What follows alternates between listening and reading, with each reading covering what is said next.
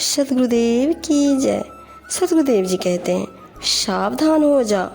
यदि तू सावधान न हुआ तो ऐसा उत्तम मनुष्य जन्म तुझे संसार में फिर सहज रूप से नहीं मिलेगा। जिस सांसारिक माया के मोह में तू भूला भटका है वह तेरे साथ नहीं चलेगी। तेरे जीवन के 10 से 16 वर्ष तो खेल में चले गए। 20वें वर्ष तक यार दोस्तों से तेरे मन के प्रेम संबंध बनाने में गए। 40वें वर्ष तक एक तेरे स्त्री मोह के चक्कर में चले गए। फिर 55वें वर्ष में तू चिंता एवं असंतोष से घिरकर पछताता हुआ हाथ मलने लगा। इस प्रकार यह सारा समय व्यर्थ चला गया। अरे तू अब भी जाग जा, पड़ा हुआ क्यों सोता है? आखिर मोह निद्रा में कब तक सोएगा? व्यर्थ में सोते रहने से तेरा कल्याण कार्य सिद्ध नहीं होगा। सांसारिक माया मोह के भ्रमों की गठरी तू कहाँ तक ढोएगा? आने वाली भीषण विपत्ति व मौत तो किसी के टाले से नहीं टलेगी। यदि तू माया मोह का त्याग करके भजन साधना करे तो शाश्वत आत्म सुख पाएगा। अंत में धन दौलत तेरे काम नहीं आएगी। जिसे तू अपनी मानता है या काया भी तेरे साथ नहीं जाएगी। अंत में यह तुझसे अलग हो जाएगी और आग में जला दी जाएगी या मिट्टी में दफना दी जाएगी। हे मनुष्य, तू अपने हृदय के भीतर अविनाशी परमात्मा का स्मरण कर।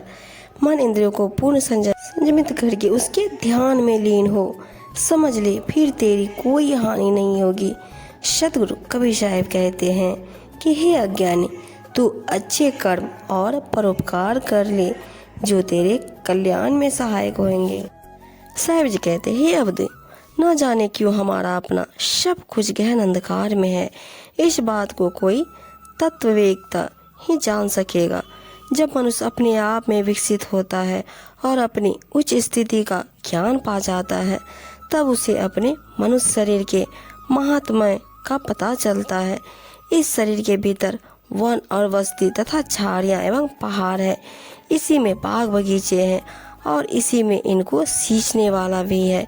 इस शरीर के भीतर बिजली चमकती है, इसी में इसका उजाला भी होता है।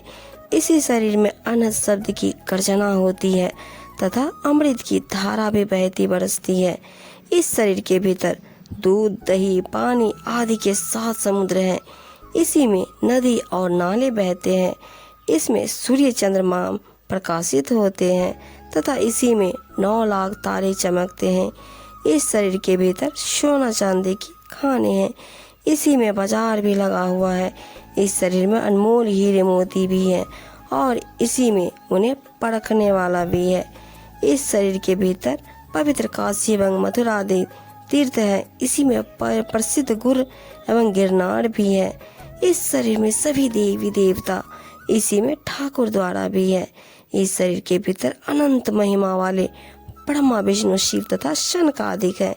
इसी शरीर को धारण करके राम, कृष्ण और आदि महापुरुष अवतार लेते हैं। इस शरीर के भीतर सभी कामनाओं को पूर्ण कर इसी में इच्छानुरूप फल देने वाला एक अद्भुत कल्प वृक्ष भी है।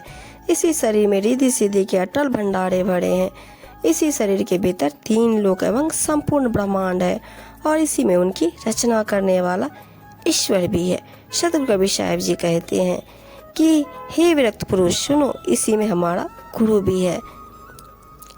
इस शरीर के भीतर जो कुछ दर्शाया गया है वह सब परमात्मा ज्ञान के आधार पर है। ध्यान दे, जिन तत्वों के संयोग से लोक ब्रह्मांड की सृष्टि हुई है उसी के अंतर्गत उन तत्वों से इस शरीर की भी रचना हुई है। इस शरीर के भीतर उन सब को रचने वाला अविनाशी आत्मा रूप परमात्मा भी विद्यमान है। इस कारण इसमें वह सब जान पड़ता है जो बाहर देखा सुना जाता है। जब शरीर के भीतर परमात्मा का साक्षात्कार एवं उसका सत्य ज्ञान होता है और साधक मनुष्य अपने आप में पूर्णतः संतुष्ट होता है, तब बाहर का सारा आनंद उसे शरीर में ही उपलब्ध हो जाता है। फिर वह परमात्मा ज्ञान में मग्न होकर सब कुछ अपने शरीर के भीतर ही प्रतिभासित होते देखता है। बाहर उसे ढूंढने की कोई आवश्यकता नहीं रह जाती।